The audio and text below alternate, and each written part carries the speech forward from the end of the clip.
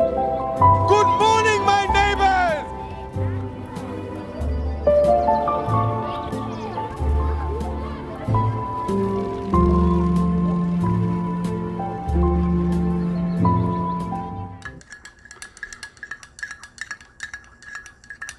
Starting the coffee with chopsticks using the vortex method, the only true way to optimize the taste of your coffee. At the molecular level, good morning, welcome to the Daybreak Show. I am the Sultan. We'll get started, but first, bulletproof coffee. A tablespoon of coconut oil, heavy cream, and percolator coffee.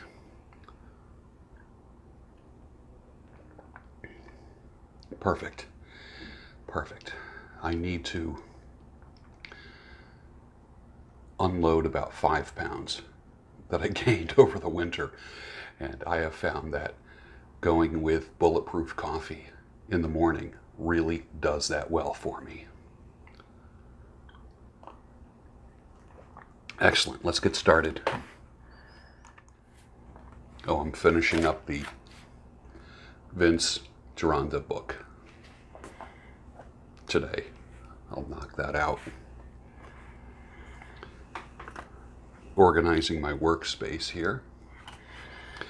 A few days ago, this is viewer email. A few days ago, I was watching your broadcast and I waited to the end to mention my request and leaving that message. I looked like a crazy person. I only did that because I was hurting from the loss of my mom, who recently died. I value your content and admire your take on subjects. If you could, from a Christian, therapist, stoic point of view, how a son can overcome grief and depression from the loss of a mother, thank you. What a great question that is. You're not going to overcome grief. Grief is something you have to work through. You can't bypass it. If you delay the grief, if you deny the grief and delay the grief, I think what'll happen is you're just going to put it off to a later time and you won't heal. You'll always have that limp. Now, we only have one mother in this world, so they are very special. Moms are very special. So the grief is appropriate. We're supposed to hurt when someone close to us dies. It's very sad, and I'm sorry for your loss.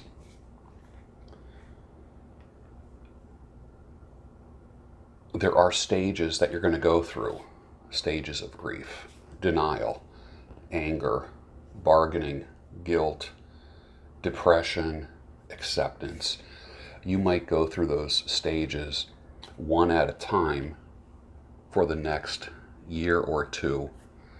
You might go through all of these stages several times a day. So there's no set schedule for when you're going to be feeling guilty, like as if you should have done more, or should have called mom more, or I should have been a better son, that kind of thing. There's no set schedule for grieving.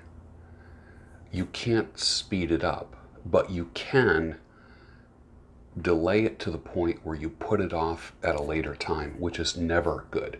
For instance, when people have problems in their life and then they drink until they're intoxicated, and then they fall asleep and they wake up, and because they were intoxicated, they put off dealing with the issue and wake up with, guess what? The same problem that they had before they went to sleep. So you are literally delaying the grief. Working through the grief means feeling it. You're supposed to feel bad. I would be more worried if you didn't feel bad about it. There would be something odd there if you weren't grieving, if you weren't hurting. Moms are special. We only get one. You're supposed to grieve. It's just a natural response to the death of people that are close to us. One of the things you can do is Right now you're feeling her loss more than anything else. And when I deal with people who have lost a family member, widows, widowers, sons and daughters, what I like to do is to have them momentarily, because it takes a while to make this part of your day, stop thinking about what you lost and think about what you had. And practice being thankful for the time that you had with your mother. You see what I'm saying now? You're literally stopping the grief for 1 second and entering into thankfulness.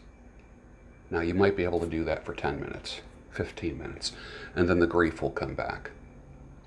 Don't hold back on that. You obviously still have to function every day. You have to work. You have to earn. You have a role to play with friends, family. If you're married, you still have to be a husband. If you're a father, you still have to be a dad to your kids. You can't let grief disable you.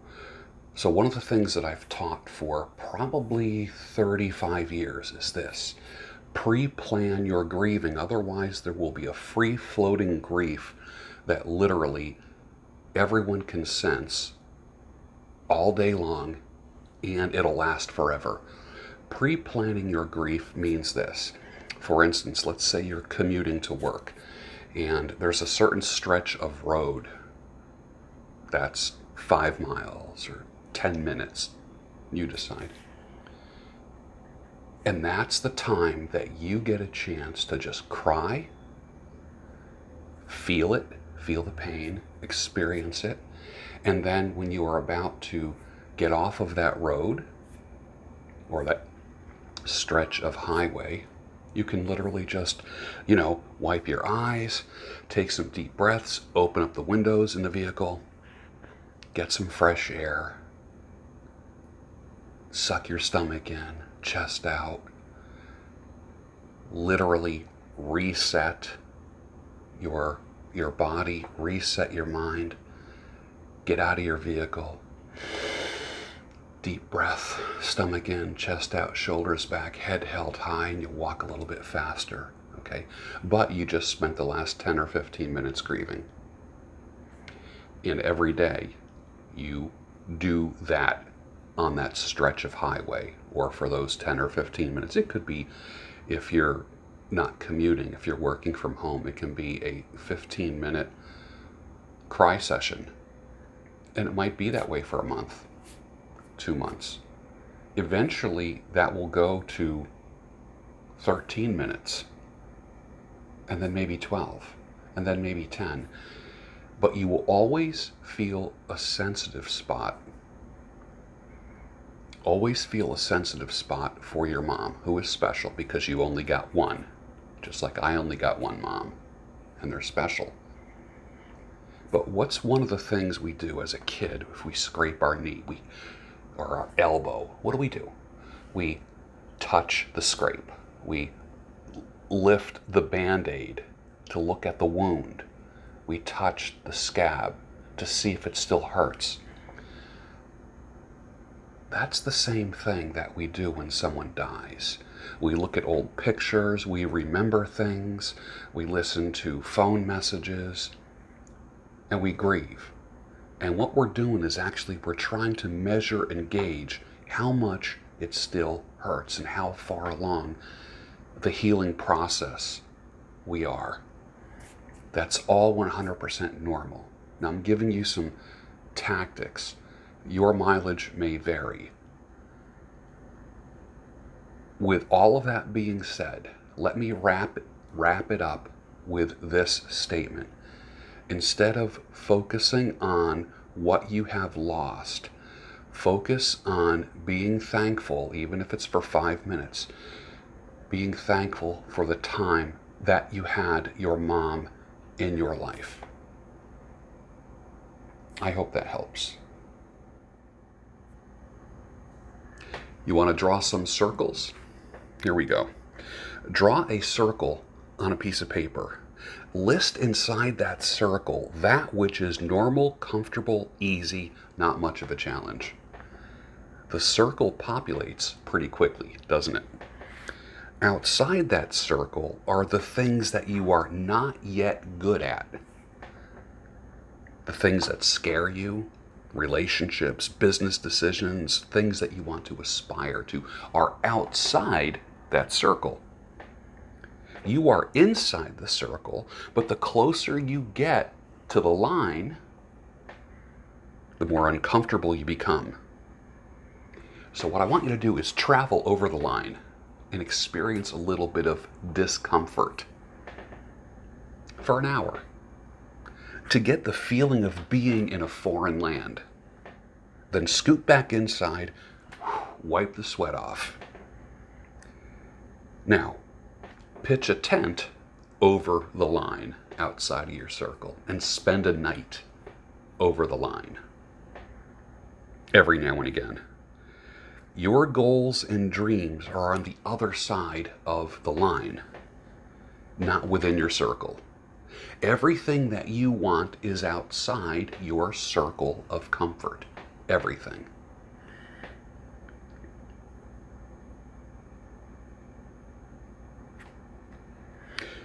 I remember when I sold my house that was in the circle, sold my house. And I moved across the line in faith to a total uncomfortable, edgy, unfamiliar territory. I was probably 45 years old. Literally, my real growth started happening at 45 years old. 45. I mastered things that were completely foreign to me. And now I live in a tent that I can pull up the stakes and move that tent wherever. A figurative, not literal tent, a figurative tent. I can leave the campground and move on, but I take with me new confidence, skills, competence, ice-breaking ability that will equip me for every new land that I go to. I sleep well now with uncertainty, and I can rest well in a foreign land and realize the only guarantees that I have are the ones that I create for myself. I take my peeps with me every time I move. They witness insane goal making, but are there as well to see the goals realized. I'm not just a goal maker, I'm a goal achiever. And then when I am a witness to people doing that, it inspires me to pack it up and go somewhere else where I am challenged. Growth and goals always happen outside the circle, outside your comfort zone. There's no other way. Sometimes I quote my ex-wife. She actually did say some helpful things. One of the things that she used to say all the time, you can get used to anything if you do it long enough. That's how people stay in relationships and jobs and geographical areas that are not good for them, because they become used to it. You can get used to anything, and then guess what? 1, 2, 5, 10, 20 years will go by, and you're in a rut. That is why the theme of this channel is you can get unstuck. What does unstuck look like to you? Does it mean a new job? Does it mean a new body? What does it mean? What does unstuck mean? Does it mean you're starting your own business? Does it mean you are looking for new ways to dig in and create more value at a current job? 4 out of 5 millionaires work for somebody else. You don't always have to quit your job to make more money. Think about that. That's a fallacy that everybody thinks. When you see with your eyes, that's called sight. When you see with your mind, that's called vision. And that's what a good coach will help you with, is your vision for the future. Because everyone else in your life blocks your vision, mocks your vision. Even those that are closest to you will be your biggest doubters. Family, friends. Well, you don't have any friends. You have friendly acquaintances. Your biggest detractors are going to be people who you thought had your best interest in mind. Sometimes you need somebody that doesn't know you, who can objectively help you move beyond where you're at and get outside your comfort zone. Family's not going to do that, and friends are not going to do that. Remember when the adjustable mattress commercials used to say husband or wife? I'm old enough to remember those commercials. Now they say sleep partner. You see what they did there? They changed the language to program you in the public. Now you have a sleep partner. It's not a wife, it's not a husband. It's a sleep partner. Think about that. That's no accident. Here's an ad. On May 28, 1888, Council passed a resolution to the effect that parties receiving a contract for paving East Washington Street shall bind themselves to not employ any Italian labor. The notice says, no Italians allowed. Here's another ad. Mine workers wanted, familiar with soft coal mines, no colored or Italians need apply.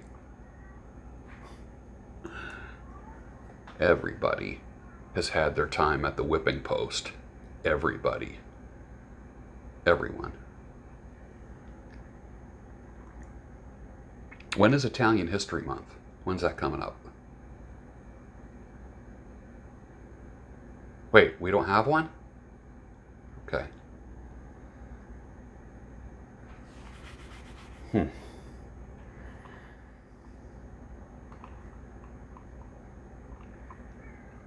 One year ago, Bill Gates is quoted as saying, a third shot may be needed to combat new coronavirus variants. Bill Gates. That was in CBS News, February 16th, 2021. 1 year ago. And the hits just keep on coming, don't they? In July 1968, ethologist John B. Calhoun built a mouse Utopia, a metal enclosure 9 feet square with unlimited food, water, and nesting material. He introduced 4 pairs of mice, and within a year they had multiplied to 620. But after that, the society began to fall apart. Males became aggressive, females began neglecting their young, and the weaker mice were crowded to the center of the pen, where resources were scarce. After 600 days, the females stopped reproducing, and the males withdrew from them entirely. And by January 1973, the entire colony was dead. Is that a picture of our society today? What are your thoughts? Are there any parallels to our dystopia and the mouse utopia? All attempts to create a utopia through government, through control, end up being dystopian. And some of our favorite authors have proven that over the years, haven't they? I love this meme, and now it's time to go over the carefully selected stories that have been chosen to manipulate your emotions and thinking. Is that true or what? Remember, television is a fear delivery system and nothing else. I learned yesterday, I had a talk with my dad yesterday, my 85-year-old dad. He told me that his grandfather, my great-grandfather, had 19 children. 19. And my first response is, wait a minute, Dad, I'm in my 60s, and this is the first time that I'm hearing this? He said one time he and Mom were in a restaurant and they see a guy that looks like my father. On their way out, they chat with the guy. What did they find out? This guy was a cousin that my father never met. And the plot thickens. Donnie Marbles says, George, I've been watching you since 2019. You are like the father I never had since I didn't grow up with a dad. Thank you for your content. You help me gain wisdom, knowledge, and understanding in my life. I am 24 years old. Donnie, it's my pleasure. I've given you the tools to help you create a life for yourself. Please stay in touch. In April, 2 years ago, your videos helped this young man sort out his mess of a life. After hundreds of hours of practice and plenty of very hard work performed essentially for free, I've gotten 3 welding certifications, and hopefully I'm on my way to building a career in a highly elite construction trade. That was from a viewer. That is why I do what I do. One of the many messages that I get daily, 80 to 100 messages a day, most of them positive like that. I have a response from a wife about referring to women that don't give their husbands love. I am so with you on this. I am shocked by the amount of my girlfriends who practice this, then are surprised when their marriage ends. Well, duh, honey. If you aren't taking care of your man, someone else will. It is a larger issue as well. Soothing touch after a stressful day, massaging his hard-working muscles, and discussing life and love in general, pillow talk. The first and last thing my husband sees and feels every day is my naked body. We've been together since 1984. And with that, finish your coffee and I'll see you tomorrow on the Daybreak Show, your home of sanity, clarity, and reason. You know, when I started speaking in 1974, the traditional advice was don't talk about sex, politics, or religion. And even then, I said, well, what the hell else is there to talk about? I mean, we've just described everything everybody's interested in and everything everybody's involved in. I mean, at least 50% of the reasons why people buy everything has to do with sex. Some either not getting it or thinking this will help you get it. I mean, that's why guys take out the trash. I mean, well, I'm serious. Go to any apartment of any single guy and take a look around. It ain't like he's taking the trash out every week, you know? But so he takes the trash out every Friday at home. Why? There's only one reason, and it ain't that he objects to having trash. He'd just have 5 trash cans in there. He wouldn't have, I mean, downstairs in my personal space in my office, that's been my solution. I don't want to empty the wastebasket every 3 days. I got 8 wastebaskets. You know, when I was single, the first thing I did when I was newly single is I went over to JCPenney and I bought 365 pair of underwear. I mean, I ain't going to do laundry, for Christ's sake. I mean, once a year, baby. That's when we're down to 364 in the trash can in the garage. We'll do some laundry, right? I mean, so the married guy's taking the trash out for one reason and one reason only. I mean, that's it.